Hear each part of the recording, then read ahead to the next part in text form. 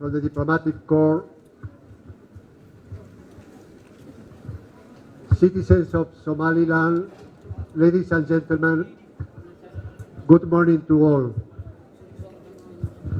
madaxweyne ku-xigeenka Somaliland maayarka caasimadda Hargeysa xubnaha golaha wasiirada martida ka socota diplomatic community-ga iyo shacabka reer Somaliland muwaadiniinta reer Somaliland subax wanaagsan. It is always a problem when you take the floor after all these good speakers, because normally you have the temptation to tear down your speech because everything has already been said before. inta badan way adag tahay marka cid ka aftahansan oo ka hadal wanaagsan iyo hadasho kelmadda kaaga horeyso hadalkii aan odhanahay oo dhan waa hore loo wada yidhi. So I decided maybe to improvise and to say different things, or try to say different things, but let me confirm Dr. Jama Musa Jama, as he said, that in Europe it rains also, not only in Somaliland. khudbadaydii waan bedelayaa buu yidhi maadaama hadalkaygii hore loo yidhi jaamac baan la kaftamay buu yidhi wuxuu yidhi Yurubna sidoo kale roobkuu ka da'ay Somaliland kaliya kama doo. And also when it rains it is a blessing. So as this year we are talking about neighborhood, maybe we should talk more about the rain and how the rain has no language and talks to us in the same way. waad la socotaan roobabka Yurub ka daayay roobab xoog badan oo dhibaato geystay marka wuxuu dhinac kale hadayna ka eegno waxa weeyaan roobabka markayna eegno roobabku luqad ma leh dhammaanteen bay nagu da'aan meel kastoo in adduunka ka joogno. In fact, the rain helps a lot to build good neighborhoods. xaqiiqduna waxa weeyaan roobka haddaynu tusaale soo qaadano roobku wuxuu qayb ka qaadanayaa wanaajinta derisnimada iyo jaarnimada. Because what do you do if the rain make that you cannot go to the courtyard because there is water everywhere? maxaad samaynaysaa haddii roobka kugu bato oo aanad meel la gaari karin oo biyo meel kasta ay daadsan yihiin? You talk to your neighbors and you ask for help to your neighbors to see how you can get rid of your water. dabadeetana biyahaasi lagaaga qaado ama haddii daad ku xanibay oo kale qofka ugu horeeyaad xasuutaa waa qofka jaarkaaga inaad caawimo weydiisatid. And maybe you discover that your neighbor also has water in his courtyard. marmarka qaarkoodna waxaa dhici karta in gurigii jaarkaaga sidoo kale biyo u galeen ama roobku uu saameeyey gurigiisa. So the best way probably to get rid of the water that you and your neighbors have in their courtyard is to work together and unite forces to do that.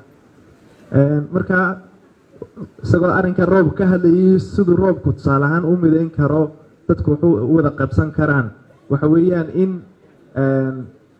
adigii qofkii qoyskii jaarka tiin ama qofka jaarka tiin aad isku tagtaan oo gacmaha isqabsataan oo aad isku kaashataan sidii aad daadka idin soo galay iskaga muusi lahaydeen.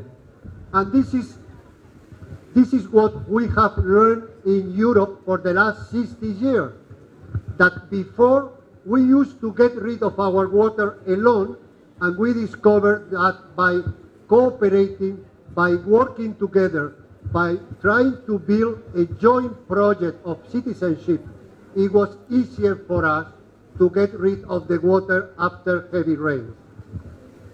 derisnimada iyo iskaashiga iyo wax wada qabsigu waa waxa ay Midawga Yurub sanado badan ka hor iskugu tageen iyagoo ka maarmay in qof walba kelidii inuu daadka iska mooso laakiin ku heshiiyay inay iskaashadaan wada jiraan waxna wada qabsadaan daadkana iska wada moosaan.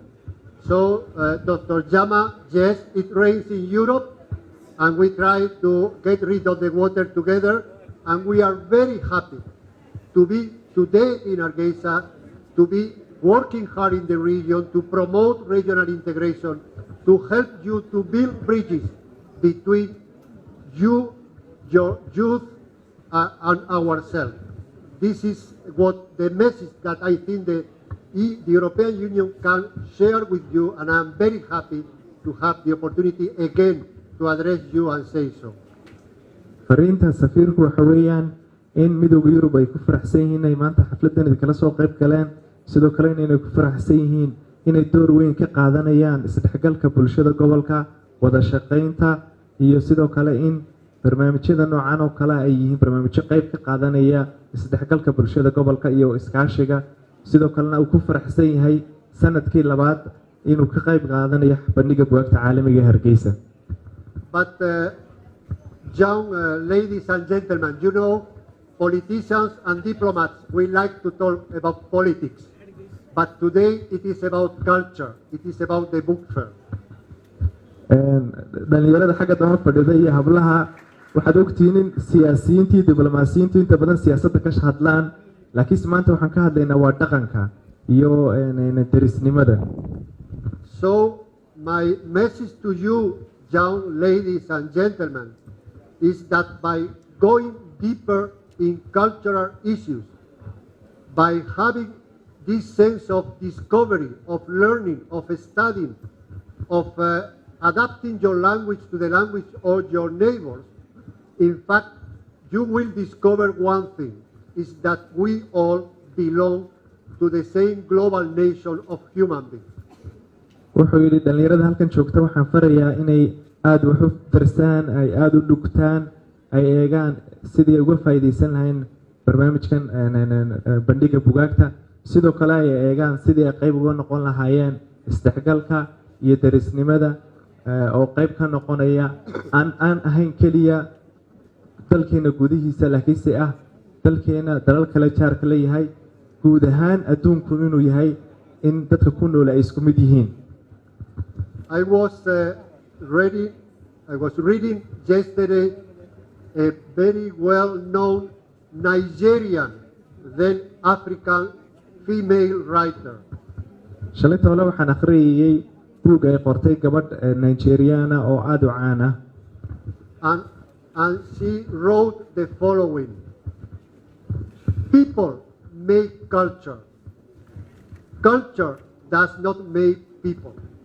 marka buugga waxyaabay ku jiro ka soo qaatay waxa kamid ah dadku iyaga dhaqanka sameeya laakiin si dhaqanku dadka ma sameeyo. It is not me, it was not an European who said so. It is a female African writer saying that the best way to break the wall between the courtyards between your neighbors or with your neighbors, the best way to adapt your language to the language of your neighbors, the best way to build bridges with your neighbors is culture. marka oodhahda waxaa sameeyey qof Afrikaana maaha mid Europeana sida ugu wanaagsan ee lagu dhisi karayo bariishyo la iskugu talaabo oo dadka jaarka iskugu talaabaan kala faa'iideysiga wadaagida dhaqanka iyo luqadda waa mid loo baahan.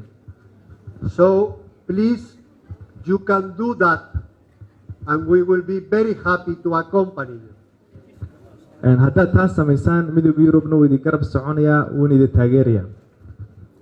It was a great emotion when on the 31st of May we have the opportunity to accompany you during the local and parliamentary elections.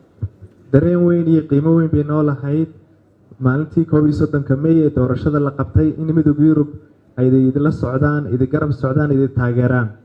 When we saw these long queues in front of the voting stations for people that wanted to express their decision, that wanted to elect their representatives by voting peacefully and in an ordered way. dareen gaara bay lahayd maalintii doorashada markaan aragnay siday uga go'an tahay dadka Somaliland safafkii dhaadheeraa maalinta doorashada la galay oo dadku ay ku muujinayaan xaqooda inay doortaan ciddii matali lahayd hadday baarlamaan tahay hadday golo degaan tahay. The European Union want to congratulate you and congratulate all this young generation of mayors all over the big towns in Somaliland, all these new members of the parliament.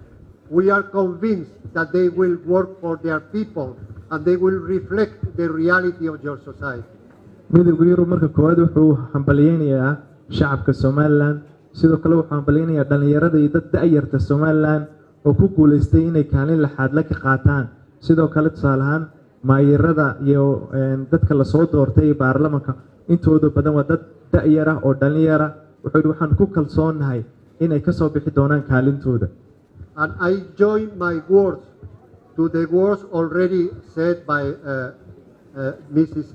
Edna Adan about the need to continue the efforts to make sure that women are properly represented also in the public life of your society.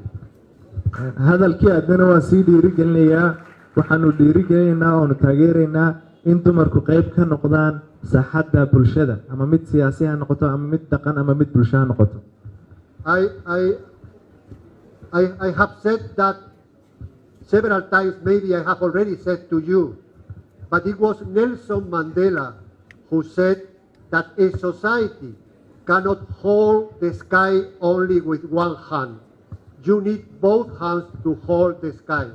Men cannot hold the sky of Somaliland. If not, you will have heavy rains more often. wuxuu tusaale soo qaatay halkudhaga caana oo uu yidhaahdo madaxweynihii South Africa Nelson Mandela oo ah cirka labadaada gacan kaliya cirka kuma qaban kartid ee labadaada gacmood ku qabanaysa malaha waxaan malaynayaa iyo labadaada gacmood ayaa laga qoonmaal islaam iyo fatwa ma qabtaa weydiimo diini ah ma doonaysaa moobilkaaga inaad ka barato casharo diini ah oo af Soomaaliya islaam iyo fatwa waxaad ka helaysaa fatwa diini ah tafsiir xadiis fiqi siiro dhaqanka suuban ducooyin soo qor fatwa ama islaam una dir 15 eber maxaa ku dhibay isticmaal Somtel si aad u heshid internet xawaarihiisu sareeyo. macmiil ma ogtahay inaad ku guulaysan karto abaalmarino ay ka mid yihiin guri dhul iyo hadiyado kale oo qaaliya sida mobaylo MiFi geel ari dahab lacag iyo internet bilaasha. haddaba si aad uga mid noqoto 10,000 ee guulayste isticmaal adeegyada shirkadda Somtel sida ku hadal internet iyo e-dahab kaga shubo e-dahab xidig 1 eber 1 4 gees nasiib wanaagsan.